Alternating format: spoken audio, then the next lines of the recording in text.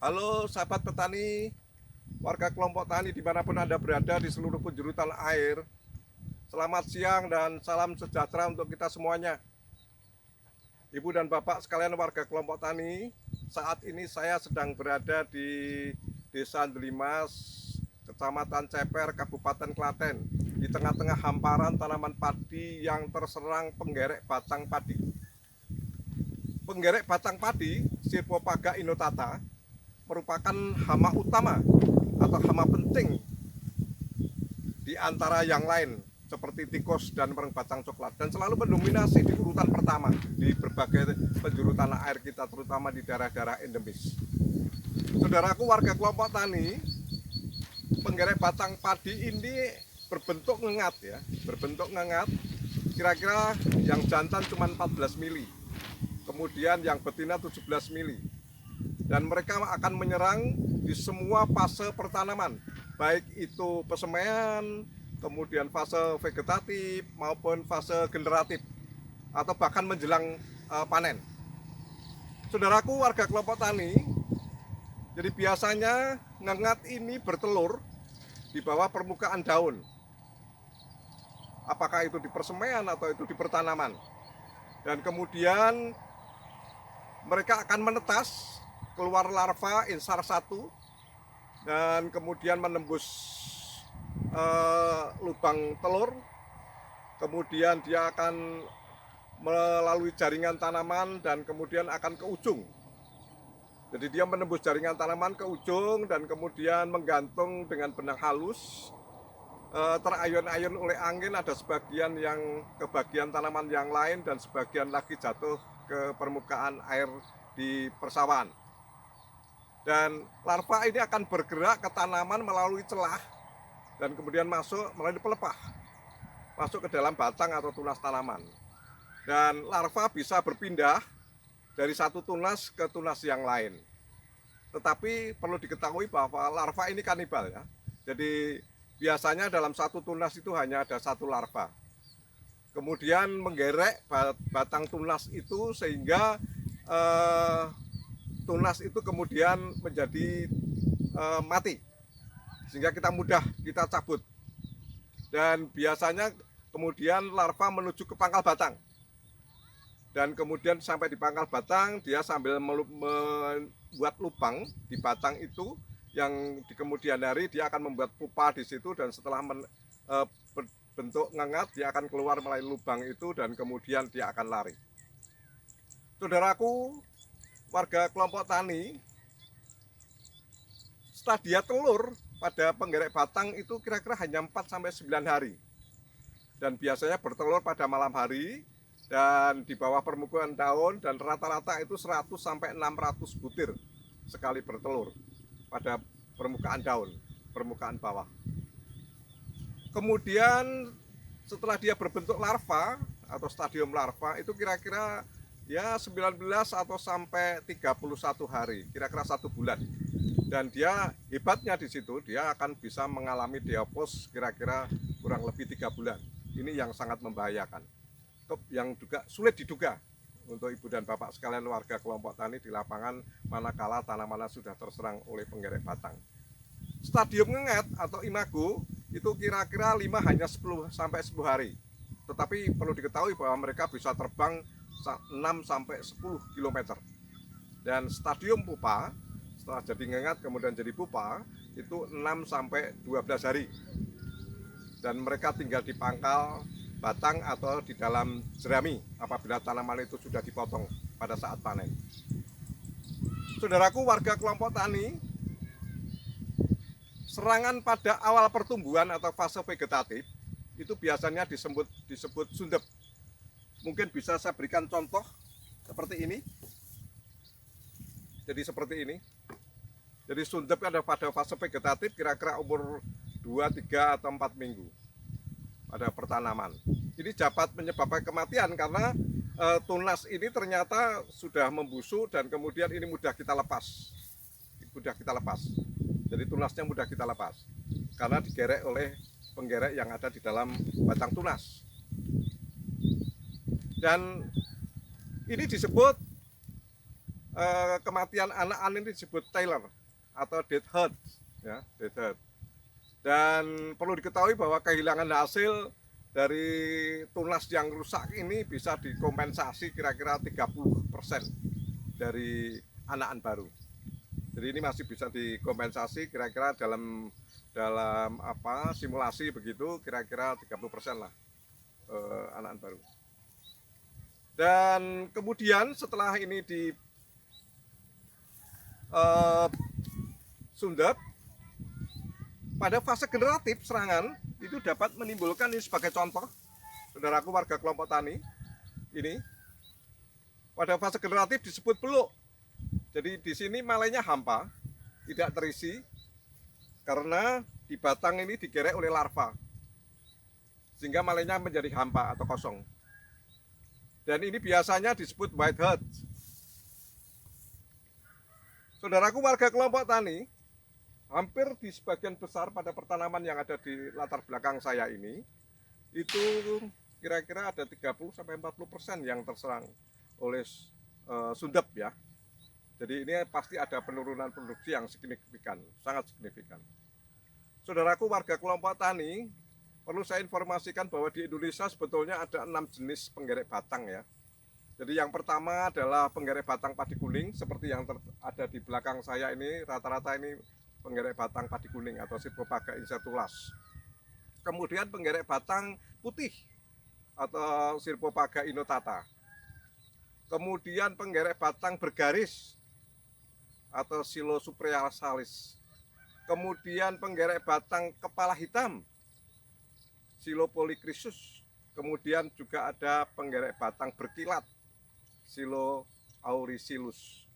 Dan yang keenam adalah penggerek merah jambu, penggerek batang padi merah jambu, Sesamia inferen. Dan yang banyak di tanah air kita menyerang di beberapa daerah endemis itu adalah penggerek batang padi kuning. Jadi kalau jenis-jenis yang lain itu ada, tetapi mungkin amat sangat sedikit. Ibu dan bapak sekalian warga kelompok tani, saya ingin memberikan informasi, mudah-mudahan petani bisa diikuti dengan mudah beberapa cara pengendalian yang mungkin perlu dilakukan oleh warga kelompok tani dimanapun Anda berada. Sahabatku warga kelompok tani dimanapun Anda berada, beberapa cara pengendalian yang ingin saya sampaikan kepada ibu dan bapak sekalian. Mudah-mudahan ibu dan bapak sekalian nanti mudah untuk mengikuti. Yang pertama, pengendalian melalui pola tanam. Jadi pengendalian yang pertama adalah melalui pola tanam, yaitu tanam serentak. Artinya apa? Tanam serentak ini untuk membatasi sumber makanan bagi penggerek ini. Jadi kalau bisa satu hamparan seluas-luasnya gitu bisa bersamaan tanam. Tetapi memang tidak mudah ini karena di beberapa daerah mungkin banyak kekurangan tenaga dan lain sebagainya. Kemudian yang kedua, yaitu rotasi tanaman. Rotasi tanaman dengan bukan padi. Ini berusaha untuk memutus siklus hidup. Jadi kalau hari ini padi, musim tanam ini, musim tanam berikutnya mestinya jangan padi. Mungkin palawija atau mungkin tanaman yang lain yang sesuai dengan lahan berada di sini. Kemudian pengaturan waktu tanam berdasarkan penerbangan. Jadi kalau ada light trap di situ, terlihat ada penerbangan ngengat, penggerek batang, kita lihat berarti ada populasi larva di lapangan atau di tunggul padi. Jadi pada saat puncak penerbangan itu ditunggu dulu, jangan segera tanam untuk menghindari kemudian mereka akan bertelur di pertanaman. Itu tadi pengendalian pola tanam, tetapi kemudian pengendalian yang penting lagi adalah secara mekanik. Kalau bisa ibu dan bapak sekalian warga kelompok tani lakukan. Jadi yang pertama adalah mengumpulkan kelompok telur. Mengumpulkan kelompok telur di pesemaian. Itu suatu permulaan preventif yang sangat bagus. Ya, di persemaian itu kita kumpulkan kelompok telur, kemudian kita musnahkan. Ini adalah menyelamatkan minimal satu kelompok telur. Ini menyelamatkan kira-kira 1.200 sampai 1.300 malai yang setara kurang lebih itu 6,5 kg gabah kering panen. Saudaraku warga kelompok tani, kemudian juga perlu ada penyabitan ya, penyabitan lahan yang sudah dipanen secara serentak itu, tetapi disabit kalau bisa sampai pangkal bawah. Jadi serendah-rendah mungkin sehingga kemudian hari diairi cukup menggenang dan harapannya jerami itu membusuk atau batang itu membusuk dan kemudian larva yang ada di dalam batang itu kemudian mati, tidak muncul menjadi ngengat atau pupanya mati gitu ya. Ini adalah pengendalian secara mekanik. Kemudian berikutnya itu adalah pengendalian secara hayati. Nah, ini juga preventif ini kalau bisa sebelum tanaman ini terserang ringan, sedang dan berat, semestinya diadakan urutan pengendalian tadi. Jadi yang pertama adalah pola tanam, kemudian pengendalian secara mekanik, kemudian pengendalian secara hayati. Nah, secara hayati ini banyak dilakukan oleh warga kelompok Tani Maju yang sudah dilatih sekolah lapang pengendalian hama terpadu, banyak melakukan dengan melepas parasitoid telur Trichogramma japonicum. Jadi telur Trichogramma japonicum itu ditempelkan di dalam pias-pias itu, kemudian pias yang sudah berisi parasitoid atau telur parasitoid itu kemudian ditaruh di lapangan. Cukup 20 pias loh 1 hektar, jadi irit sekali. 1 hektar itu biasanya cukup 20 pias dan kemudian nanti menetas, parasitoid akan terbang kemana-mana dan kemudian memparasi telur yang ada di lapangan. Atau kemudian juga ada yang melakukan menangkap ngengat dengan menggunakan light trap. Ini juga sangat bagus. Jadi untuk memerangkap di dalam light trap. Jadi cukup 1 light trap untuk kira-kira luasan 50 hektar. Jadi kita memperangkap ngengat yang ada di lapangan. Minimal mengurangi populasi yang kemudian menyerang di berbagai pertanaman.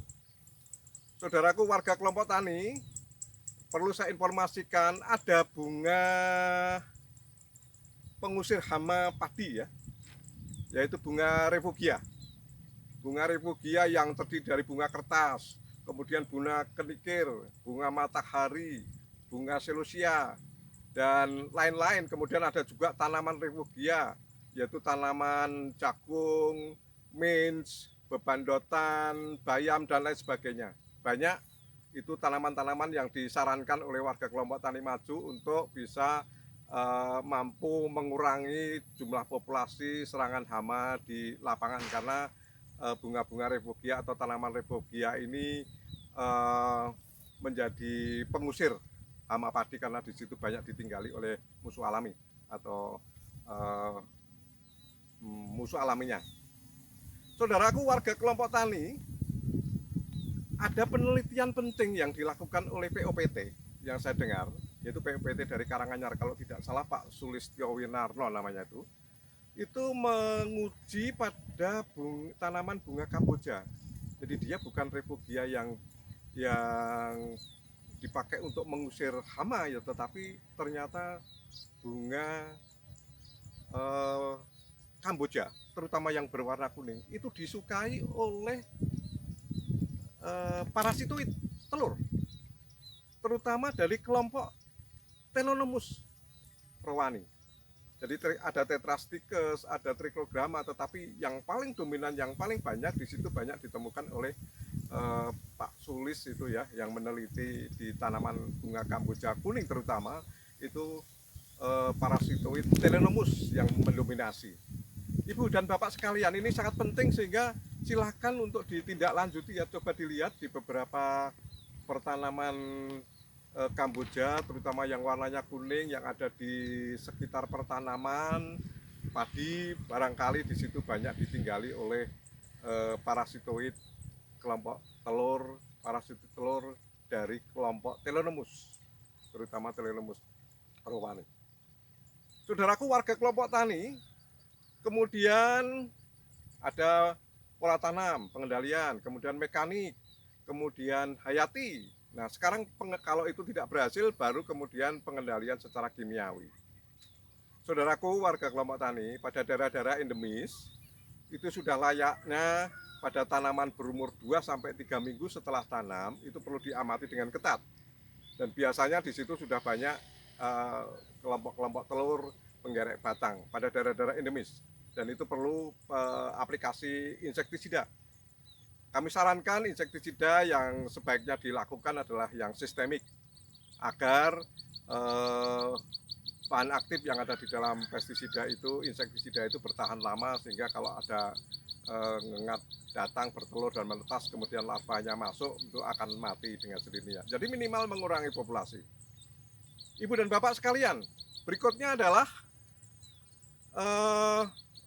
insektisida yang bisa digunakan untuk penggerek batang, terutama yang berbahan aktif karbofuran, kemudian abamectin, kemudian dimehipo, atau yang banyak di lapangan itu chlorantranilipol ya, dan kemudian manosultab.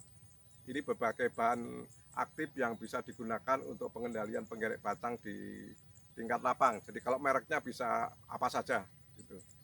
Dan yang paling penting adalah apabila di pertanaman ditemukan 1 ekor ngengat saja, apabila di pertanaman ditemukan 1 ekor ngengat saja melalui light trap,